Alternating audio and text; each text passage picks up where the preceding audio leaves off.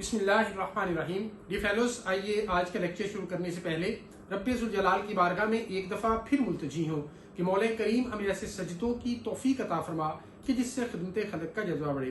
Dear fellows, आज जो topic हम टेकअप करने जा रहे हैं वो बेसिकली एक क्वेरी है जो एक दोस्त की तरफ से पूछी गई कि अगर 489F के मुकदमा में कंप्लेनेंट और अक्यूज पर्सन के दरमियान कंप्रोमाइज इफेक्ट हो जाए एट इन्वेस्टिगेशन स्टेज, तो क्या इस सूरत में अखराज रिपोर्ट मुरतब हो सकती है या कि उसका चलान होगा खाना नंबर 2 के अंदर जो अमूमी तौर पे हम कर देते हैं या नहीं।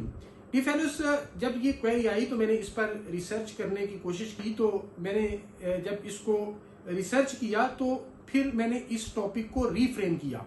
जो रीफ्रेम किया वो मैं आपके सामने रखता हूँ, फिर अकॉर्डिंगली हम इसको आंसर करते हैं।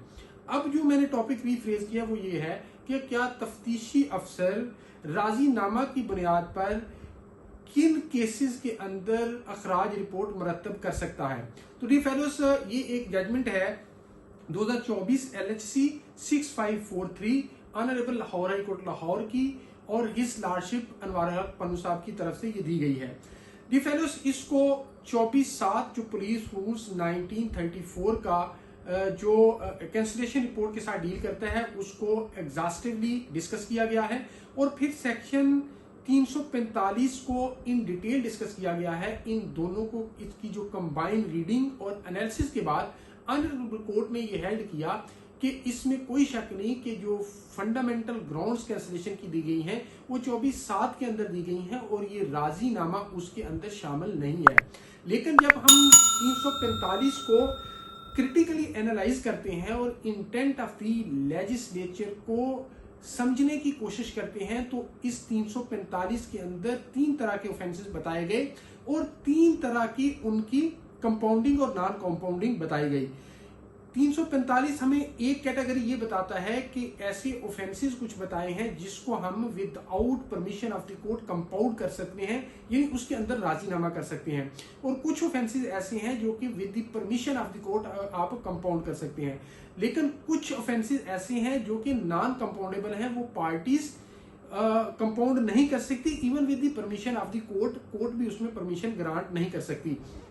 अब ऑनरेबल कोर्ट ने कहा कि जब हम 345(1) पढ़ते हैं और उसके अंदर दिए गए ऑफेंसेस को देखते हैं तो वहां पे इंटेंट ऑफ द लेजिस्लेचर हमें ये सामने आती है कि लेजिस्लेचर ये चाहती है कि इन ऑफेंसेस के अंदर अदालत की परमिशन की भी जरूरत नहीं है।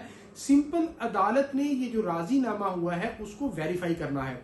तो ऐसे सिनेरियो के अंदर ये जो एक लेंथी प्रोट्रैक्टेड लिटिगेशन है और उससे बचाने के लिए, right to fair trial provide करने के लिए और एक्सपेंसेस से बचाने के लिए और इसके साथ साथ जो रिसोर्सेज स्टेट्स के उस पर लग रहे हैं उनको बचाने के लिए, ये इंटेंट ऑफ द लेजिस्लेचर को इस तरह रीड किया जाना चाहिए कि ये जो ऑफेंसेस दिए गए हैं 345(1) के अंदर जिनके अंदर परमिशन ऑफ द कोर्ट की जरूरत नहीं है और राजीनामा इफेक्ट हो सकता है, उसमें तफ्तीशी अखराज रिपोर्ट मुरतब कर सकता है।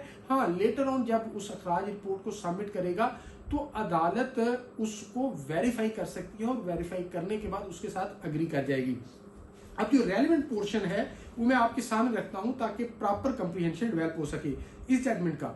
ऑनरेबल कोर्ट ने ऑब्जर्व किया the legislature under section 3451 CRPC specified offences to be compounded without court permission. In absence of any bar, such compounding specified offences before submitting a report under section 173 CRPC permits the police to avoid further investigation, record the compromise and submit a cancellation report. The magistrate may verify the compromise before ordering cancellation. Such approach spares parties from fruitless proceedings, saves resources, reduces court burdens and ensures speedy justice in line with Article 4 of the Constitution. अब dear fellows, वो कौन से offences हैं और क्या 489F जो basic fundamental question raise किया गया था वो इसमें शामिल है या नहीं।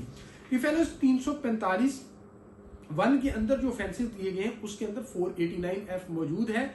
मीनिंग देयर बाय कि अगर 489F के अंदर एट इन्वेस्टिगेशन स्टेज पार्टीज के दरमियान कंप्रोमाइज इफेक्ट होता है तो उसकी अखराज रिपोर्ट तफ्तीशी मुरतब कर सकता है, और ऑनरेबल कोर्ट जो कंसर्न एरिया मजिस्ट्रेट है उसको जब सबमिट होगी वो उस कंप्रोमाइज को वेरीफाई करने के बाद उसके साथ इत्तफाक कर सकता है। और इस तरह आर्टिकल 4 जो कॉन्स्टिट्यूशन ऑफ पाकिस्तान है उसकी in line with honourable court ने ये ऑब्जर्व किया कि ये protected litigation resources of the state, और ये जो इस पर टाइम जो है वो सेव होगा।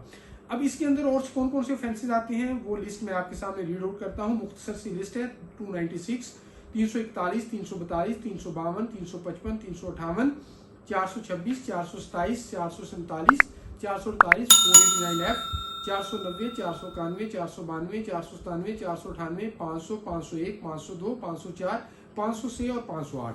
डी फेलोस, कंक्लूड हमने ये किया कि इन ऑफेंसेस के अंदर तफ्तीशी अफसर इस जजमेंट की रोशनी में रिपोर्ट कैंसिलेशन मुरतब कर सकता है, और जो कंसर्न एरिया मजिस्ट्रेट है after verification of the compromise उससे के साथ इत्तफाक कर सकता है, और जो स्पिरिट है आर्टिकल 4 कॉन्स्टिट्यूशन ऑफ पाकिस्तान का उसको फुलफिल कर सकता है। Thank you so much.